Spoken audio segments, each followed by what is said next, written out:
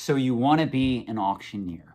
Believe it or not, this is a question that I get asked a lot through my consulting business in the antiques and collectibles trade. Now, what a lot of you may not realize is that if you're going to be an auctioneer, auctioneers just don't deal with antiques and collectibles. And I want to make this very clear before we get to the crux of this video and the main talking points. There are auctioneers that deal in business assets, liquidation, bankruptcy of business assets, equipment, even leftover inventory. There are auctioneers that deal in real estate. There are auctioneers that deal in, believe it or not, guys, livestock, meaning living animals. A lot of farmers, a lot of businesses out there in the meat packing industry and the like, they will bid on livestock. And as a result, that is a tremendous part of what being an auctioneer can entail if you go in that direction. So I just want to clear the air. We are going to be talking about what it takes, or some of the requirements, to becoming an auctioneer in the year 2021, and what my thoughts are on this particular interesting topic. Now, I know a lot of you guys, you're exposed to shows like Storage Wars that shows Dan Dotson every week auctioning off storage units, and you don't know what is in those exciting units. It could be bust, it could be gold. Either way, you got to tune in and find out. And a lot of this gets your blood boiling, and you guys get really into this, and you go, you know what? I would love to be able to do that for a living. Look at that. That guy takes his lovely wife to the auction center every weekend. He cuts the lock on storage units. He opens up the door, and he gets the bidding going. The crowd goes wild, and at the end of the day, he has no risk. He's not one of these guys that is paying $1,000 or $2,000 or $3,000 or even $5,000 in some cases where they don't know what's in the unit. All he does, he auctions off the unit, he takes his cut, and he's guaranteed to get paid no matter what. Or, on the other end of the spectrum, maybe you guys partake in a lot of the Heritage Live signature sales online, meaning sometimes you like to bid in real time on rare coins or comic books or pieces of graded currency or other antiques and collectibles, and you see this well-dressed, very versed professional auctioning off these items, and you go, you know what? I would love to do that. Or, stop me if you never had this thought. You log on to Morphy's auctions, or maybe you log on to Cowens, or maybe you log on to Christie's, Sotheby's, or any of these other sites that have live bidding, whether it be a specialty auction house like American Bottle Auctions, or even Glassworks Auctions, which is actually located in my home state of Pennsylvania, and you decide you want to bid on these items, and you realize, oh my gosh, this is a simple online bidding platform. I could create a platform like this, and I could profit tremendously just in dealing with other people's collectibles. This would be a great business opportunity for me. Now, before we go any further, I have to tell you, if you live in the United States, and again, I cannot speak for any of the fine folks that watch this channel who are residing in Europe, Australia, Japan, China, or any other country right now, because all is what I know is some of the requirements of what it takes to become an auctioneer. If you live in the United States, I really hate to burst your bubble, you have to be licensed to do this. A lot of you reach out to me and you say, Sean, I'm going to create an online auction platform. And those of you that have used my consulting services, when you tell me that, what's the first thing that I ask? Number one, how are you going to run the platform? Are you going to run it directly? And number two, what's the next question that I ask? Are you licensed as an auctioneer in your home state? And or do you know the requirements of being licensed as an auctioneer in your home state? Another thing, guys, I don't want to go off on a tangent on this because I'm going to discuss it in another video, but what I will tell you, a lot of you have to set realistic expectations if you are becoming an auctioneer. A lot of you guys come to me, Sean, you don't understand. I'm going to create an online auction platform that just caters to video games or Magic the Gathering or Pokemon cards. And again, I never want to dissuade you. Some of you guys have a lot of passion. You've got a lot of excellent business ideas.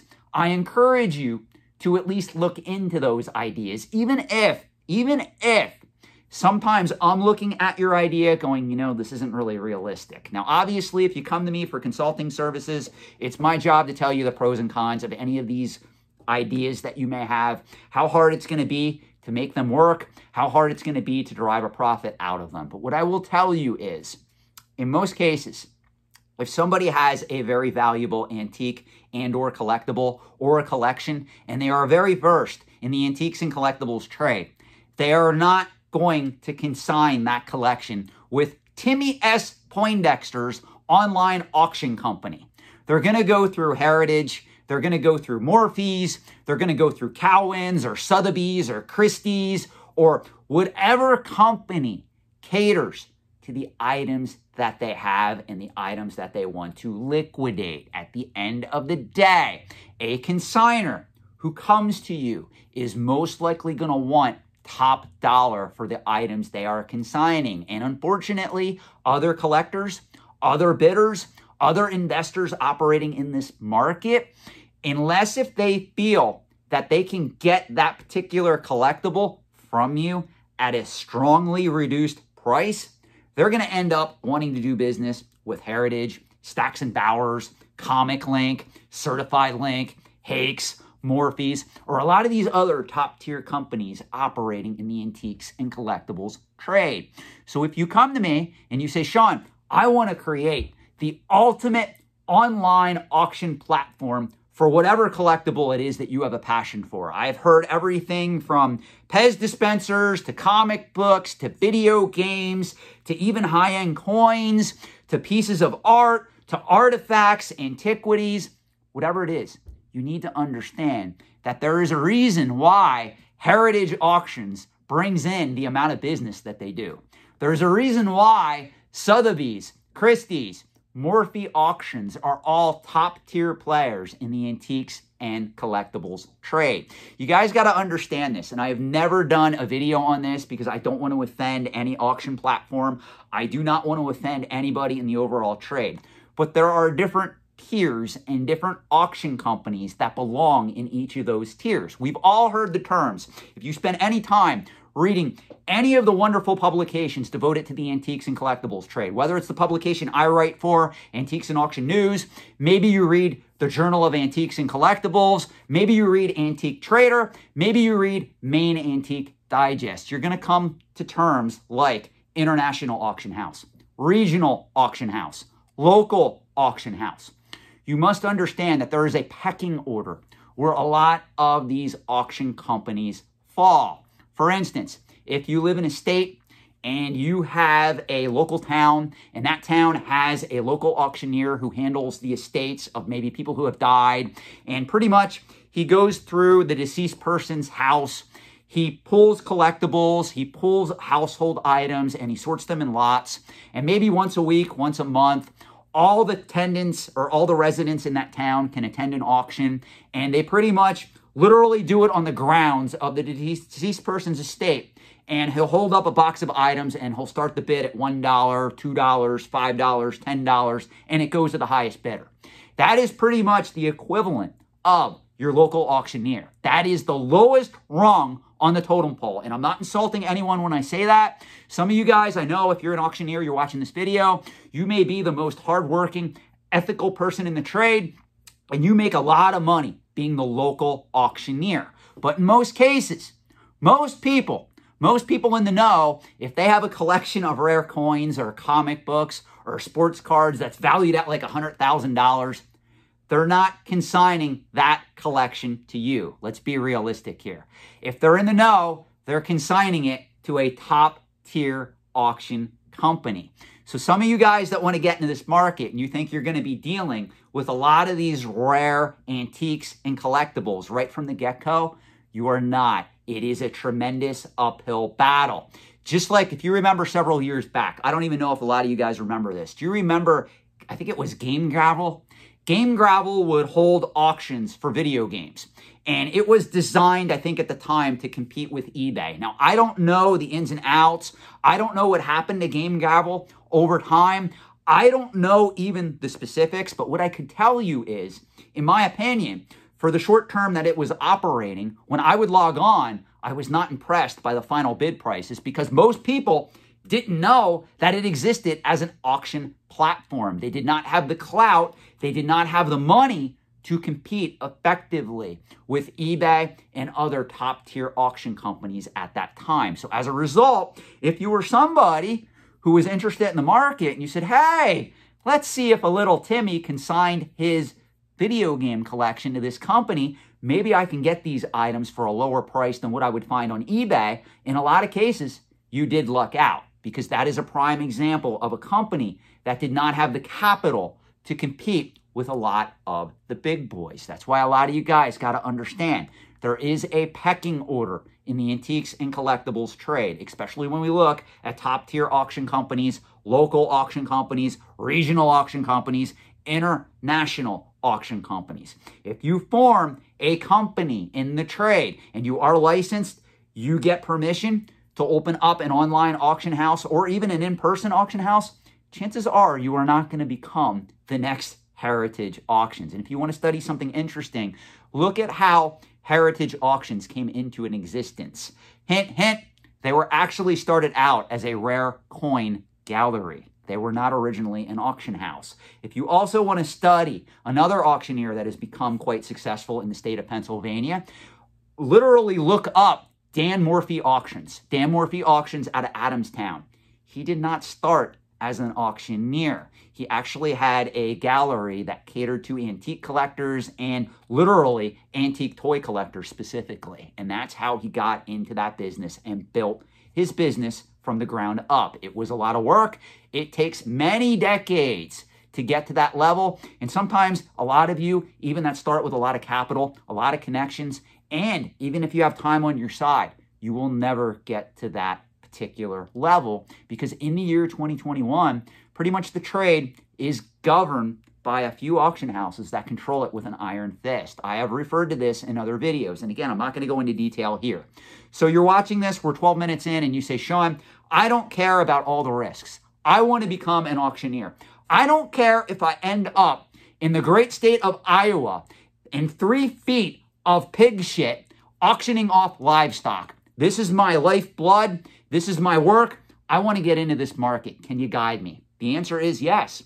It's actually governed by your state. Meaning if you want to become an auctioneer, you live in the state of Pennsylvania, you live in the state of Iowa, you live in North Carolina, you live in Hawaii, California, all of this is governed by your state. You have to pass an exam, and before you even take the exam, in most cases, you do have to meet certain criteria. Now, I can speak to the great state of Pennsylvania.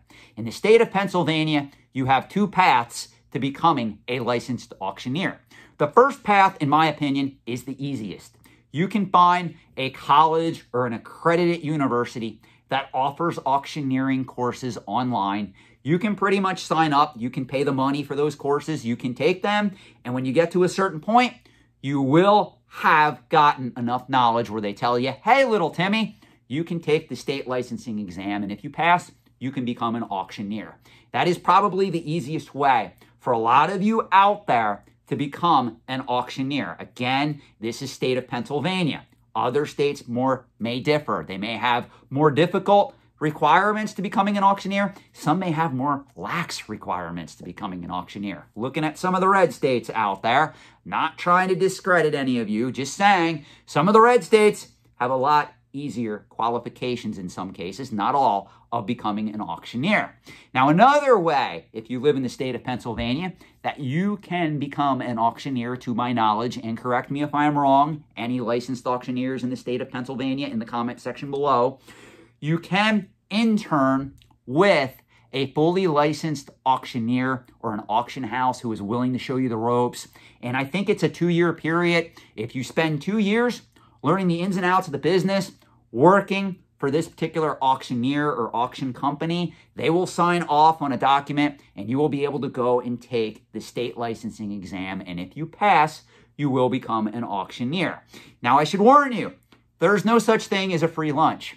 So in most cases, if an auction company or an auctioneer agrees to do that, chances are you're probably going to be paid less for what you do for them on an hourly basis than someone else because they know that you need to learn this particular trade from them so that you can pass the state licensing exam. However, whatever direction you choose to go, it can be worth it if you have realistic expectations. Most of you that get educated in auctioneering, again, you're probably going to start off auctioning off low value items, household goods, or even livestock, even to get into real estate. Most people that hire auctioneers in real estate, they want experienced people that know how to appraise property, that have a lot of experience under their belt. They don't want to go with Joe Schmo or Timmy S. Poindexter Auctioneering Company. So let this be a lesson for you. If you have any other questions, let me know in the comment section of this video. If you need me to do a sequel to this video, just because you're more curious about auctioneering, how to break into auctioneering, or how this relates to the antiques and collectibles trade by and large, let me know, and I will gladly do a follow-up to this particular video. Thanks for watching.